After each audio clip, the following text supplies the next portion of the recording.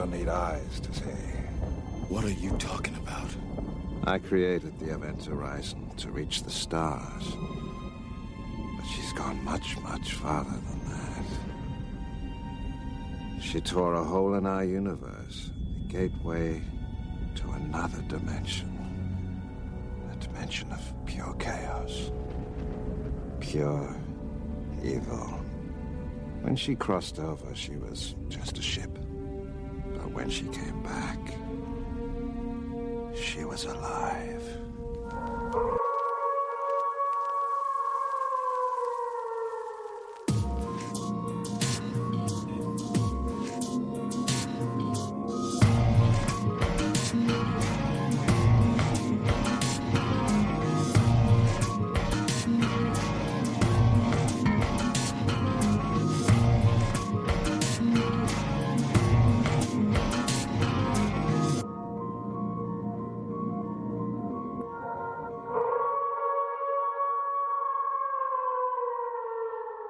We're leaving. No, we can't leave. Our orders are specific. Rescue the crew, salvage what's left of the ship. The crew is dead, Doctor. Your ship killed them. Hello, and welcome to Comic Book Bears Presents The Bear Cave of Terror. I'm your hairy, heavy homo and horror fan host, Steve Morey. Each week, here in the Bear Cave, I invite a horror-loving guest who brings with them one of their favorite scary movies. It can be a classic, gory, trashy, obscure, spacey, well-known, or something probably still banned in Britain. In other words, a thrilling work of cinematic terror that we think you might enjoy. In each episode, we'll dig into the flesh and bone of the film, highlighting our favorite scary moments, as well as stories and details from beyond the screen, all while our guest imparts their deep and possibly concerning love for this week's frightful vision unto you, our dear listener. And with me again in the Bear Cave is Mr. Jay Yospa. Jay, welcome back. Hey, Steve. Thank you for having me again. I appreciate it. Oh, my pleasure. It's always fun when you're on. And, up till now, we've talked about some pretty terrestrial horror classics, some slasher classics, and maybe something a little supernatural, but all very earthbound. And this time it's going to be a little bit different. What movie are you bringing today to talk about? We are going to be reviewing and talking about 1997's Event Horizon, which is a horror movie set in space. They like to call it I guess the director calls it a haunted house in space. To me, it's kind of like Hellraiser in space. Even though there was a Hellraiser movie that happened in space, this to me feels very Hellraiser-y. It does. Leviathan, I think it was Hellraiser 4. That was the one that was kind of spacey, or at least part of it was set in the future in space. But this one is definitely, it fully ticks the haunted house, but also sort of cosmic horror from beyond, gates of hell, kind of all of that just sort of really is part of this. And of course, this was an interesting movie with this director, Paul W.S. Anderson, because I think this was only his second like big studio movie. Right. And this came after he made Mortal Kombat, the original Mortal Kombat film. And apparently Paramount liked it so much and we're like, hey, this is awesome. Make whatever movie you want, whatever budget you need, like you can have it. And so this was what he decided to make. For those of you who haven't seen this movie yet, what is this movie about? What happens in Event Horizon? So basically, this is set in the future, obviously. And our main cast of characters are aboard a search and rescue ship called the Lewis and Clark, and they are basically tasked with finding this long-lost ship called the Event Horizon, which had disappeared 7 years earlier, and with all hands aboard, like nobody knows what happened to it. It just vanished. They are joined by Dr. Weir, who turns out to be the person that actually built the ship, or at least the engine and the drive and all that kind of stuff. So this is what happens when they finally reach their destination. And I would say it's not what they would expect finding in space, but obviously as horror fans or sci-fi horror fans, which is as clearly a sci-fi horror, you expect that something's going to be on the ship.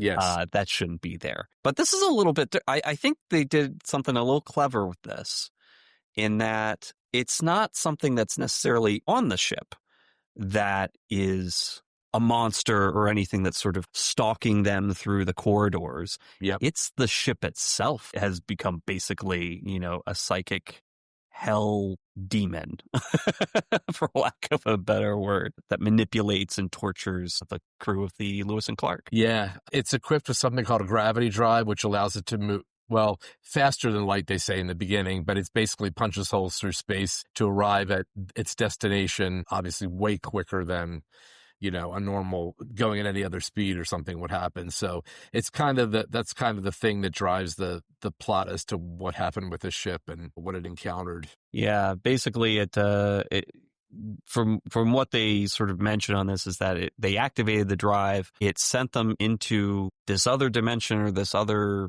space beyond that sounds pretty much like hell. And Yes.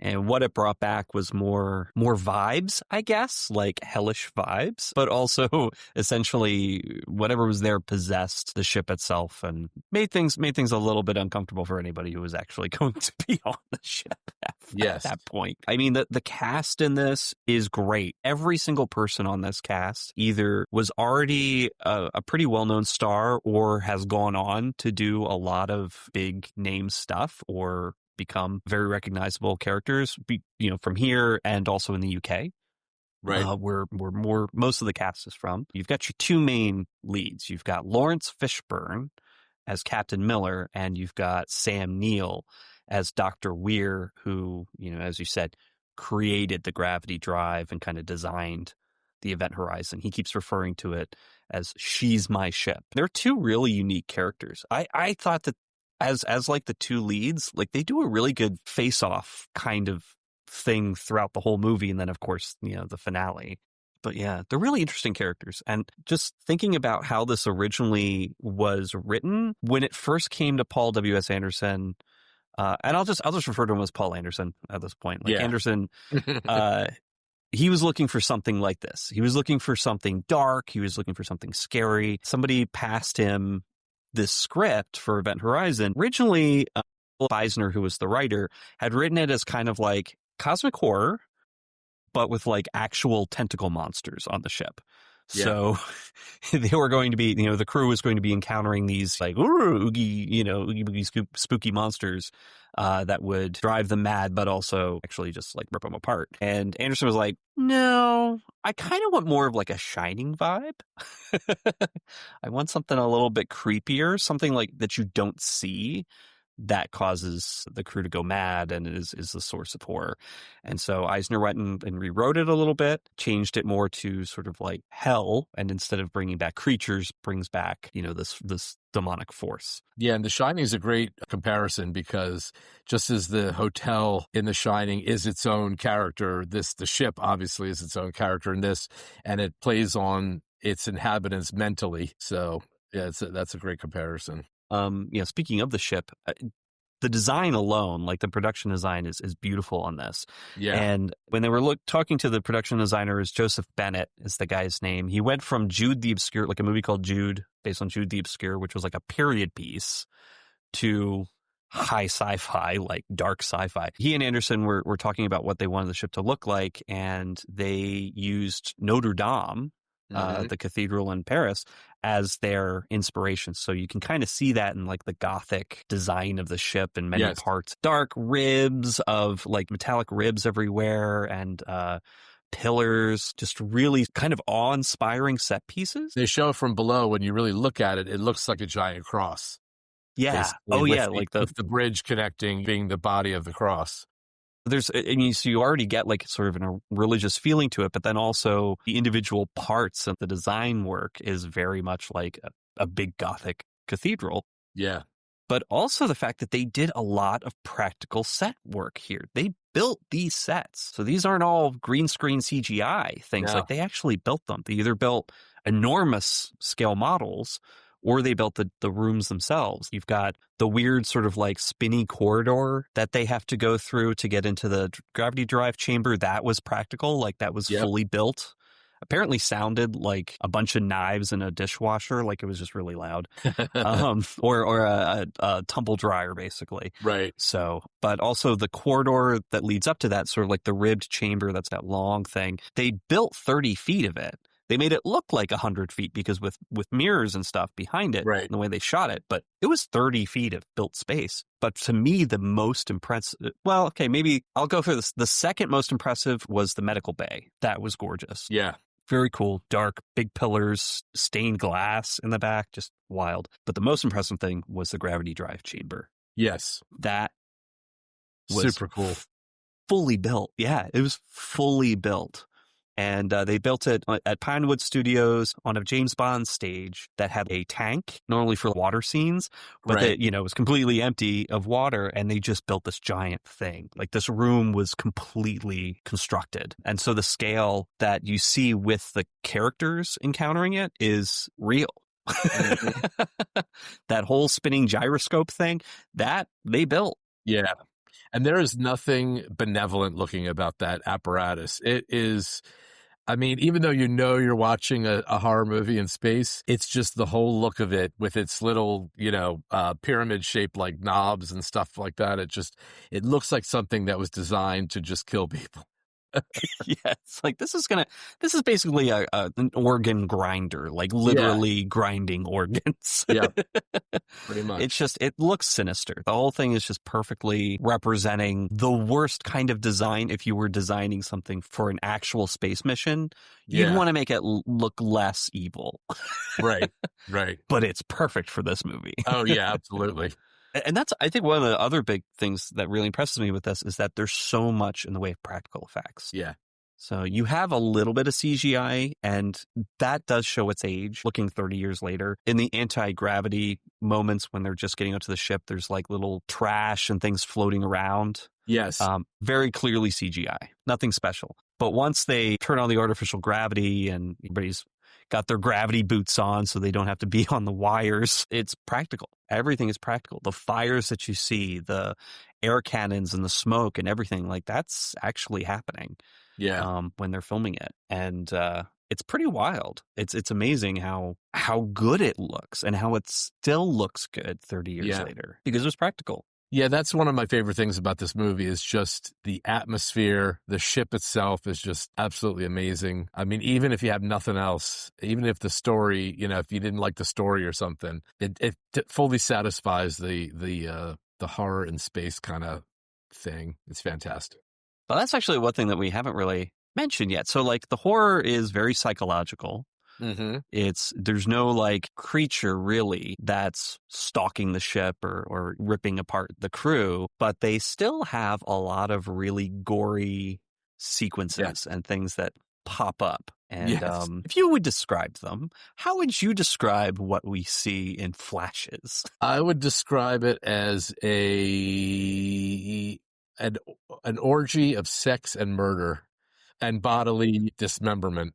Yeah. Pretty apt description.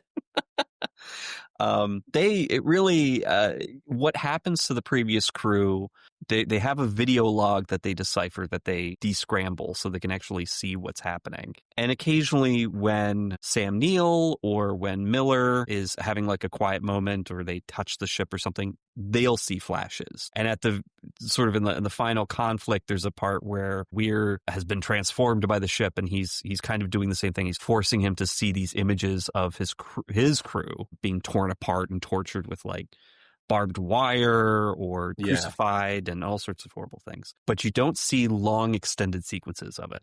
So it's all just very quick cuts. Yeah. So it's enough to really like throw you off and shock you, but not enough where you're just standing there or sitting there like watching people getting their guts eaten. You see it in a flash, but you're not, there's no extended like 30 seconds of somebody like nomming down on some intestines. Yeah, it's not Night of the Living Dead. It's interesting though, you see the parts of the video log and they happen fast and you see all these things happening to the old crew, but there's no sign of any body on the ship at all. Like everything's already gone. Like when they get on there, things are in disarray, but they don't find any corpses or anything like that. Well, there was the one corpse. There's the one floating in the bridge. Yeah. Yes. Somebody was on the bridge when they were first trying to turn on the power to activate the gravity. They do notice the corpse floating. It might be Kathleen Quinlan's character, Dr. Peters. I think she might have noticed it. on the bridge. And then, of course, once the gravity comes on, it drops and Right. shatters. I do remember that because you see a hand by itself just kind of rolling into the foreground. And it's pretty gross. But there are flashes, though. Some light is panned across the walls in the bridge, and it looks like it's been plastered covered with gore. Yep. Oh, yeah. So who knows what happened to all those bodies, but they probably were liquefied. Yeah, I guess I should have said that there's no what looks like a body. I mean, except for that one. I mean, everything else might be, the rest of them might be there, but it's in such small pieces that you'd never recognize it as human. They're just goop. They're just goop at this point. Pretty much. By the time they find them, which, given the fact that they were gone for 7 years, and whether it was a real 7 years that they were experiencing, that the ship was actually in this dimension, or if just entering this other dimension, time didn't flow the same way, so it might have actually been a relatively quick trip for the ship. But interestingly enough, right now, that's being published, I think it's IDW that put it out. They put out a prequel comic series that describes what happens to the crew, the original crew of the Event Horizon, when they activate the drive and go into that sort of hellish, chaotic dimension. And it's like really involved. It's a 5-issue series. They have like the King of Hell is Paimon, like it's named. And it goes really into depth and detail of what happens to the crew. So that might be available, hopefully in trade, so you can get all 5 issues. But I think that's what I'm waiting for. Yeah, I think as of December, all 5 issues have been released of the miniseries. But I mean, if you were ever wondering what happened to everybody, this is a perfect way to find out. Just read that. But yeah, I mean, you only ever really see bits and pieces and flashes. And I think probably the longest that you actually get a look at anybody is the captain holding his eyes in his palms. Yes. And reciting that line in Latin. And that extended sequence, that did not get cut. Like you get to see that full thing. It's only maybe 4 seconds long. Right. Yeah, you can't miss that one. So, but yeah, I think this movie is very effective in keeping the scary moments cleverly doled out. So you get some of the jump scares, but the jump scares aren't necessarily monsters. You get the gore and whatever, but a lot of it is kind of just split second gore. I think it's more about dread and waiting to see. There's some tense moments too, especially taking place outside the ship and things. But it definitely relies more on that, I think, on the suspense and on the dread than it does on, even more so than the gore, but definitely more than jump scares. This movie, they blow up a lot of stuff. So there's a lot of, rather than cosmic twisting and mutilation that way, a lot of these characters tend to die or be injured by actual explosions and things that can go wrong in space anyway. Right. So, and that just, I think, kind of adds to, in combination with those practical effects, I mean, you feel the damage. You feel like the deaths here are not just supernatural. People are being ripped apart or blown up by things that explode. Yes. Nothing out of the ordinary for that kind of environment. And that brings me to actually a couple of the deaths really stand out. And one of them isn't even a death. It's the character of Baby Bear, who I have on my screen. Justin, who's played by Jack Noseworthy. That's right. Yeah. I didn't realize this, but he is a longtime out actor. I'd seen him in a lot of like indie stuff in the 90s. Anyway, he was pretty ubiquitous in a lot of independent film. He's got a very distinctive face and like very distinctive ears. So you're like, hey, there's that cute dude. But yeah, he's been with his partner since like 1990. They got married just about 15, 16 years ago. So his husband's a famous choreographer. But it was just sort of like, oh, hey, he's family. Yeah, that's pretty cool. Yeah. It's interesting, too, because I thought that Justin and Cooper seemed almost like I almost wondered whether they had a little bit of a relationship because he was the one that first kept calling him Baby Bear before any of the other cast members did. And they seemed particularly close. And so I kind of wondered if there was supposed to be something there or not, but it doesn't really pan out to be anything that that we know of. But as a character, I think everybody kind of had an affection for him. So they do kind of eventually all refer to him as Baby Bear and like, oh, Yeah. he's just he's just our cute kid that we keep around. And Cooper, who is played by Richard T. Jones, he's pretty fun and goofy and like jokes a lot and probably has banged every single person on that crew. So it wouldn't surprise me if Baby Bear was kind of his like little snuggle buddy at some point. Justin's sort of trajectory, because he was kind of the canary in the coal mine. I mean, we could talk about Weir and his weird dreams and his dead wife, but Justin's the one who gets sucked into the Event Horizon gateway that opens up. And when he comes out, he's catatonic. He's apparently experienced hell, whatever that is, and is just sort of like in shock. But then he attempts suicide by putting himself in the airlock in a pretty tense. I mean, that was probably one of the more tense sequences, because halfway through, after activating the depressurization sequence, he wakes up. And he's like, what the fuck am I doing? Why am I doing? Let me out. Please don't let me die. And you feel it. You're just really worried for this poor cute kid who was in his 20s. And it's pretty gruesome what happens. And he doesn't die, which is kind of shocking after all that. But pretty cool action sequence. This, and you could probably say that this is reminiscent of like Alien. I think is probably one of the things that you could say, like, because a lot of the practical ship things that are dangerous and scary of just being in a ship in space, they went through that in Alien, but here they also go through that a lot. Like their own spaceship is venting air and they have to get off really quickly and get to that event horizon before they all die. And then the ship gets, the Lewis and Clark gets blown up, and like Cooper is sent flying, still alive. Everybody else is liquidated. Sean Pertwee's character, who was Smith, kind of like punky British, Cockney dude who looks like he just listens to a lot of acid house all the time. 90s acid house in particular. He gets blown up, and Cooper is kind of like flying off into space because he was attached to a piece of debris and has to figure out a way to get back. So there's a lot of tense space stuff that happens in this, not just the hell demon vibes. I know when they had played it for the test audiences, I guess one of the executives at the studio was like, but we're the people that make Star Trek, like they're saying, and this is not what we thought it was going to be or whatever. They're like opposite ends of the spectrum. Like Star Trek is everything positive and good about life in the future and space travel and all that stuff, where you don't really get so much in the nitty gritty of like really the thin amount of technology that separates you from the cold of space. I mean, they've gotten more into that with other Trek series and stuff, but certainly not back then so much. But no, it's nothing like Star Trek. I mean, it's, for people like me, when I saw it in the movie theater and subsequently when I bought the VHS and then the DVD, this was a movie that I watched a lot. As a late teenager, because it came out when I was 16, and then I watched it through college and afterwards and stuff. It's just one of those cool movies you could pull out and you're like, I want some good sci-fi horror, I'm gonna watch this. Right. And it delivers, I think, on a lot of parts. You mentioned the test screening. Like that test screening, I think, has become apocryphal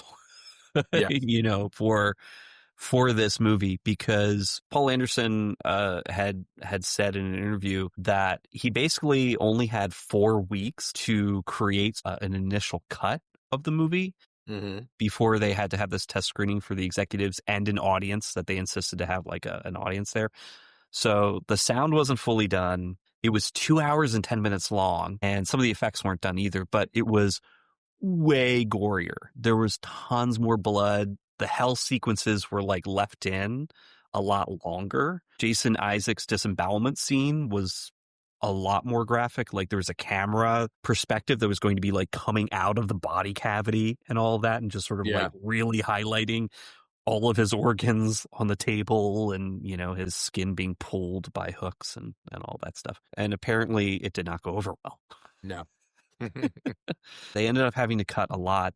Anderson has said, that he kind of regrets that they had to rush the final cut of this movie to meet the release date of it after that initial test screening, because he thinks that they kind of cut a little too much. There are a lot of quiet moments. There are a lot of things that were cut for time that kind of added to the dread and to the tension a little bit, and also gave you more time with the different crew members that we don't necessarily get a lot of time with all of them. We get time with some of them, especially Peters, with constantly seeing the hallucination of her son, but you don't get a ton of time with Jason Isaac's character. He plays a DJ. Yeah, or Pertwee. I mean, you see them a little bit in some of the fixing the ship sequences, but not a lot.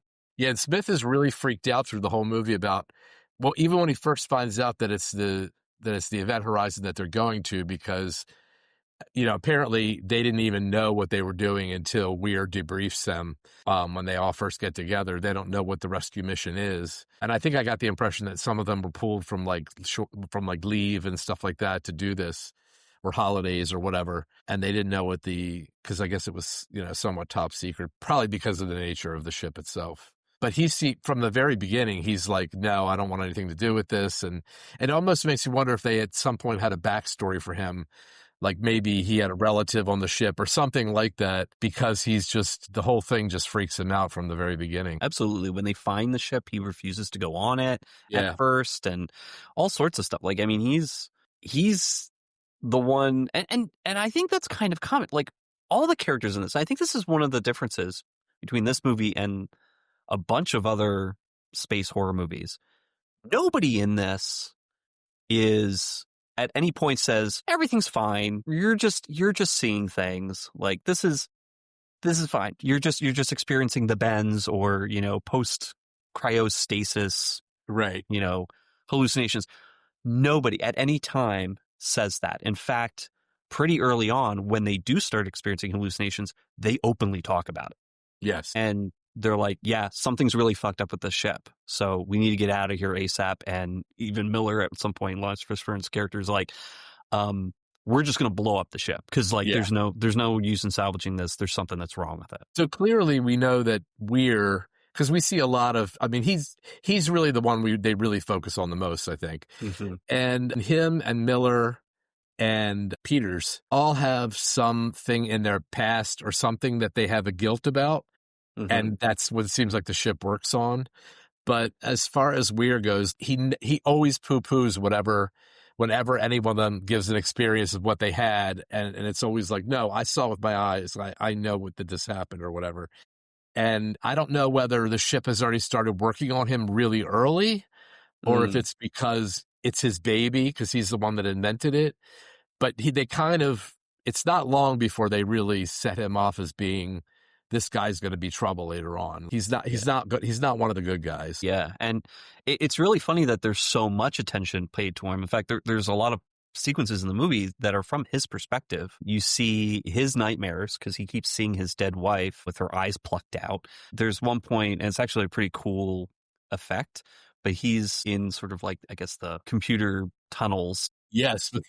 That's crazy. Just beautifully shot. Like, I mean, all these sort of like reflective green panels. And when he's in there trying to fix things, like all the lights go out, and they sort of like go out in sequence, and then they come back up, and there's the perspective, the stretch perspective that happens, and he sees his dead wife again. And of course, at that point, he's just sort of like, no, I didn't see anything. Like, nobody, he immediately is like, everybody else is crazy. I'm the sane one. I'm not really seeing anything. But of course he is. So yeah, the ship's, at that point, you're just sort of like, Weird, what is wrong with you? Like, we can see all the stuff that you're seeing, and you're seeing, exactly. You're going nuts. I don't know how early the ship was working on him, but probably pretty early, probably before they even found it. So there was something, I think, connecting him a little bit sooner than the others. Yeah. Or the only other thing I could think of is, because the mission was top secret, he's been charged with something, like he's been given, or he has access to, or he knows something that the government knows. He's on there he's on that mission for a reason, not just because he knows the ship, but maybe he's supposed to do whatever he can to bring it back or whatever. We don't really know. But you do wonder if some of that is like he's been given some kind of, direction as to what he's supposed to do on that ship. Like, no matter what, bring the ship back. Kind of like, again, I'm gonna bring up Alien here. Alien, yeah, kind of like Weyland Yutani basically saying, no matter what happens, bring back that specimen. Like, I don't care if everybody dies, you're bringing back the xenomorph. Yep. And that maybe he does. Maybe that's his directive. And so when he's poo-pooing everybody, he's just basically trying to say, okay, well, no, you're crazy. We got to get the ship back. Yeah, exactly. Like, no matter what happens, the ship just don't know. But Sam Neill, speaking of, who plays Weir, I mean, he's a force in this movie. All the stories that I was reading about him interacting with the crew and the cast and everybody, he's apparently like just a joy and a delight of a human being. He's jokey, he's funny, he's silly, but when he gets going in this, I mean, this is like the furthest that you can get from some of his other characters. He's the nice guy from Jurassic Park. He's the cool archaeologist you like. Yeah. But no, here he is. He's sinister. He's secretive. He's clearly got massive guilt and grief issues with his wife, who spoilers, kills herself. Yeah, and he experiences that in flashback. But he also gets to have the crazy prosthetic suit at the end. Yes. And you could argue if there's any actual monster on board the ship, it's him. Yeah. Or he certainly becomes one by the end. Absolutely. They even watch him get blown out a hole in the hull. So he's gone. You'd think he's dead. But the ship recreates him, is what he says. Like I've been resurrected by the ship. And he's wearing, literally, it's a full body prosthetic that took hours to get in there. But it's just head to toe, carved symbols and everything into all exposed skin. It's gross and disturbing. Apparently, when they filmed those sequences, it was wintertime and there was no heat in that soundstage where the gravity drive was built. Yeah. So poor Sam Neill was probably freezing cold the entire time because he's naked under that prosthetic suit. Like, there's no room for clothes under that. Right. So he was probably very uncomfortable during that entire filming sequence. What did you think of the opening shot of one of the opening shots of the movie where we first encounter his character and then they pan out from his little cabin and they just keep going and going and it's this enormous space station? I think I had read that it took like 10 weeks just to do that the working on that model and all that stuff to make that shot, which was just like 40 seconds or something. But it was great. It gives you an idea of scale in this movie. Yeah. That like they're not going to cut corners. They're not going to pull just cutaways. They're going to do some interesting things with the camera work, with the model work, because that was a fully realized model that they built. That wasn't CGI. And it's huge too. If you ever watch the documentary, just the scaffolding that they needed in order to suspend that giant thing while they were building it. Huge. But yeah, I mean, they had a lot of those really clever shots and sequences where you're impressed as an audience member with the scale of things. Yeah. Things look huge and impressive. And it was technically a box office flop, which was unfortunate because it would have been interesting to see if they could have done something after that, some type of sequel or something where they could have explored it further. Absolutely. Speaking of it being a flop, it was hard because I don't think Paramount marketed it right. They even mentioned, and we talked about this with Halloween 3. Like, the studio didn't know really how to market it. Right. Because Paramount's like, we're the Star Trek studio. Like, when we do sci-fi, it's usually nice and optimistic, and this is not. And how do you really highlight an invisible antagonist? Because essentially it's like the ship's evil, and it's all the feeling of evil and hallucinations, but how do you entice people? It's like, there's a monster stalking. There is no monster stalking. The monster is the memories that get dragged out of us. But yeah, it is disappointing. And I think also part of that is the reason why there is no director's cut. There are no deleted scenes that are available, and they're never going to be reconstituting a 2 hour and 10-minute cut. It's never going to be seen again because they just didn't warrant all of that being archived and kept for posterity's sake because it didn't make money. Might keep it around. Just too bad. Because I know there's a lot of people out there that are like, I want to see the full hell orgy sequence. Of course. I want to see all of it. in detail on my Blu-ray so I can pause in between cells. Right. Oh, there's a lot of fun stories about like them filming that too, like how they filmed it, who they hired to be part of it, like cool stuff. So Yeah, look it up. is. They frequently say we couldn't get away with this kind of stuff now that we did then in a lot of different things, lots of different elements like that. Especially in not keeping R rating. I mean, it would have been a hard X at that point.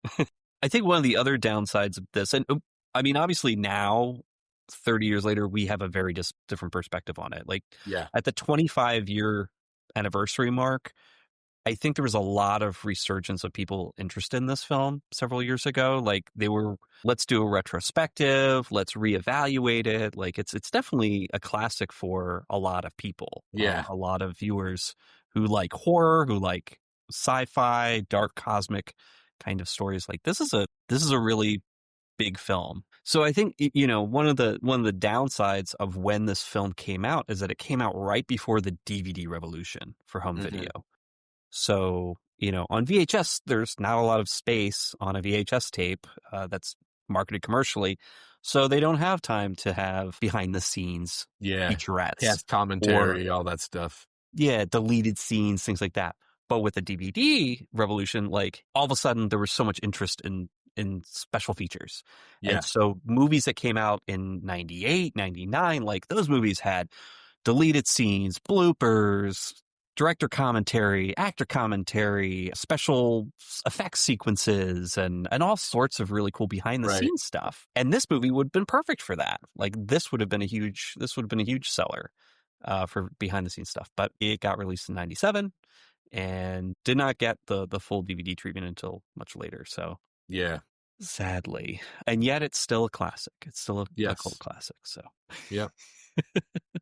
we just don't have all the stuff behind it. I did have it on original DVD for a while, and I was like, this is one of the ones I wanted to replace with the Blu-ray. So when I finally got the opportunity to do that, I did. And they did have I think it was a 2-disc set, or it was definitely a much nicer transfer that they were able to do. But yeah, I am grateful that it has had the cult life that it has, or the interest that it's continued to have for the past 30 years, because that means that there's a lot of opportunity for Anderson to talk about it, for the cast to talk about it, for, you know, people to reference it. Definitely a lot more attention to it instead of like other sort of sci-fi horror or sci-fi action flops. Like I'm going to bring up Supernova. Do you remember Supernova from Not 2000? Really, no. Nobody does. But yeah, it was terrible. Not good at all. Got a huge DVD release. I remember, I think I was working at Blockbuster at the time, and it had like a whole wall of new release copies. It was not good, and I could tell you right now, most people don't remember it. And that came out like 3 years later or 4 years after Event Horizon. So I think that helps Event Horizon here, because people can watch it and still feel impressed by how it looks. In many respects, and the story's great, and the acting is wonderful, and the mystery behind what's all happening in the hell dimension, like that's still there. Not someplace we want to be. We know that much. Sounds pretty awful. But are there any other like particularly scary moments that really stand out for you in this? So, it's just the whole overall environment.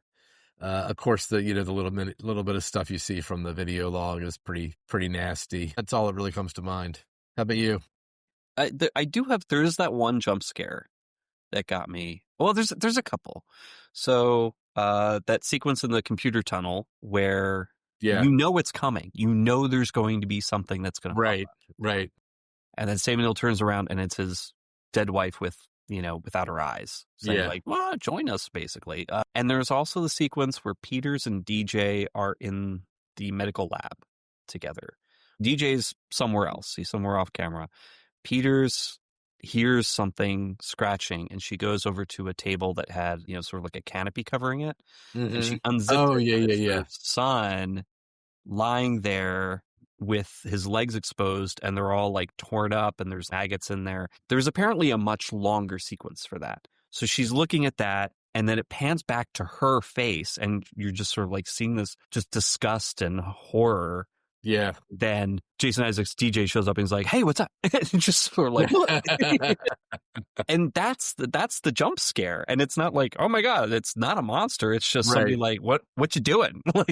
Yeah. Yeah. And I'm hallucinating horribly, like is what the answer would be. Yeah. And it was before she takes the cover, the canopy or whatever it is off the medical bay, you are like, it is really creepy because you're like, what the hell is she going to find underneath of that thing? You know what I mean? So yeah, that's true. And it's pretty gross. And apparently there is like an extra thing to that scene is that in the original test screening cut, there was an extended sequence of what was happening to the kid's legs. Yeah. And so you didn't see much from her perspective. You didn't really see her face reacting as much to it like you do in the final version of the film. You just see like all the disgusting parts, like, oh, it's gross. Like there's maggots coming out of it. And it's like the legs are all gross and all that. Which meant that like when DJ shows up, it wasn't really a jump scare at that point. It was just sort of like, why is he not seeing the same stuff? Because we've just been staring at this disgusting, disgusting legs. And so when they edited that actually put the jump scare in. Okay. By just taking out all of that stuff with the legs. Right. And just focusing on her, Kathleen Quinlan, you get so drawn into her reaction. When Jason Isaacs shows up, you're like, he gets brought out of it really quick. Right. It's just pretty cool. And the kid is calm as can be, sitting there with he's like, "Mommy," or whatever, he says something similar to that. And his legs are just like, and we know that her son really is in a wheelchair from seeing flashbacks and stuff like that. But apparently that whatever we see there is not what was not the reality of whatever was wrong with him. No, it looked like, I don't know, it just like it had been burned up or it's like or cut up or something. And then there were just maggots in there. So it's weird, but gross. And of course, Peters, for being intelligent as she is and as intelligent and intuitive as all the characters are, she's the one that has the dumbest death. I completely we agree. gotta get out of here. Oh, wait, I see this fake hallucination of my child. I'm going to follow it. Yes. Up into the inner workings of this room. And before falling to her death. I really love this movie. I think that it's so well done. It has such a great atmosphere. Yeah. And design, like it's just really cool. And I'm glad that it's grown its audience over the years. Yeah. There was something I think you heard about it too, or read about it too. Anderson had a conversation with Kurt Russell when they were doing Soldier, which came out in 98, where Kurt Russell got to see an early release of the movie. And he said to Anderson afterwards, he was like, this movie in 20 years, like this is the movie you're going to be the most proud of. Yeah. And it's pretty accurate. Yeah. I feel like some of the things, one of the things I like about it is the fact that like, it's not the first thing that comes to mind for most people. If you say sci-fi horror, you know what I mean? It still has a relative, I don't want to say it's unknown because it's not, but it still has a little bit of mystery about it, or it's not the first thing people think about. Yeah, it isn't. But, and for some people, I'm sure there's plenty of people who haven't seen it because they're either not aware of it or it's not high on their list. But I think, I want to say it was maybe earlier in 2025 where they had put it out on Netflix or something and ended up being like a huge draw. That's cool. When it came to streaming, it's like, oh, wow, yeah, this movie that kind of flopped in the theaters 25 years ago, like it's actually, it's getting some views. And I think that helped in bringing a lot of attention to it. For sure. I guess one of the upsides of a big streaming service like Netflix picking up a movie like this and putting it out alongside newer or their own stuff, because Netflix is constantly throwing out their own stuff. If it exposes people to it a lot more easily, then that's good. And it's unfortunate now, like, I guess now that's in between streaming contracts, it's really not streaming anywhere other than I think it's on MGM Plus. Right. So if you don't have a copy of it, like it's not even on Tubi, it's not on, Pluto or any of the other free, freemium services. But if you can find a copy, which you should be able to find a copy on DVD at like any used place, or order a copy of the Blu-ray, which would be the better option. It's definitely recommended to see best colors, best picture. Yeah. There are, obviously you will notice like there are some some sequences where the effects, especially the CGI effects, look a little aged and dated. But otherwise, all the Not enough to practical- take away from the movie. No, not at all. Like once they start showing the practical stuff, it's well done. Yeah, it definitely helps the movie age better. 100%. Ultimately, like this is one of my favorite sci-fi horror movies, and Yeah. I was so grateful when you suggested it because I was like, I can watch it again. I have an excuse. Still can't get my husband to watch it though. The cast is great. The whole cast is great. They're so good. They're so Yeah. good. So like it does have that final sequence where Cooper and Comatose Justin and Stark, Jolie Yeah. Richardson's character, who I love Jolie Richardson's character in this. I love her. And it made me even happier to find out that it was actually written as a man originally. Okay. But Anderson's like, I don't really care about, unless it's necessary to the plot. Like I don't care cast wise. It's cool that she's one of the survivors and she has this freak out sequence because we have not seen anything from her perspective, like her hallucinating up to this Right. point. And she gets out of the cryo tank with the rescue team that shows up and is like, oh, hey, yeah, you're okay now. Everybody's safe. And the one opens up his helmet and it's Weir with all the carved symbols on his Yep. face. She freaks out and screams and comes to. And it's like, oh, no, that everything's okay. We got the rest of the team here. Right. Is But, it? Is it? I mean, ultimately, they are on part of Event Horizon, like part of the ship they were able to use as an escape pod. So Yeah. could the entity or the hell vibes follow them? Probably. Right. I mean, it's very Because if it likely. infused the ship, then you'd think that it'd be part of what's still left of the ship. I don't know. Yeah. Unless it's all connected to the gravity drive, who knows? Yeah. So I mean, there's that possibility, but we will never know because they didn't finish that. Like that's kind of like the weird cheat at the end where it's like, were they safe? Did they basically bring this entity or the spirit or force or whatever back to Earth with them? Is the story done? It's cool. I love this movie. Very happy that you suggested talking about it. So Oh, it's my pleasure. I also love it, as you couldn't tell. you've just listened to another episode of the Bear Cave of Terror, and if you haven't seen Event Horizon, or after listening to us are struck with an irresistible compulsion to watch it again, it is streaming on MGM+, and that's it. It is available, though, to rent or purchase digitally, and of course on physical media. I recommend looking it up on Blu-ray if you can. Definitely worth a watch. And Jay, if listeners would like to get in touch, how would they do that? Best way is to reach me as Hauntcub on Instagram or Blue Sky. And then you can also find me on the Lot Soul or Life on the Shit List podcast, available on most podcatchers and iTunes and all that stuff. And you can also follow the Bear Cave of Terror on Blue Sky and Instagram as well at Bear Cave of Terror, all one word, or send an email to bearcaveofterror@gmail.com. A list of sources will be available in the show notes if you'd like to learn more about Event Horizon, including a reference or a link to the very exhaustive documentary that was made back in 2006, 2007. And remember, you will never find your kid on an abandoned spaceship orbiting Neptune, so please don't run after him. Good night, everybody.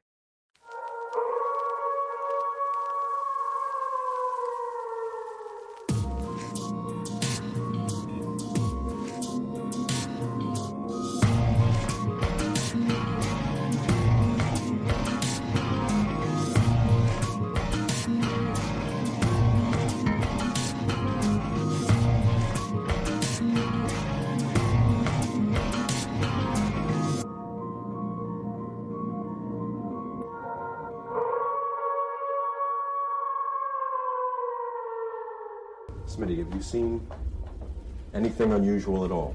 No, I haven't seen anything, and I don't need to see anything, sir, but I can tell you. This ship is fucked.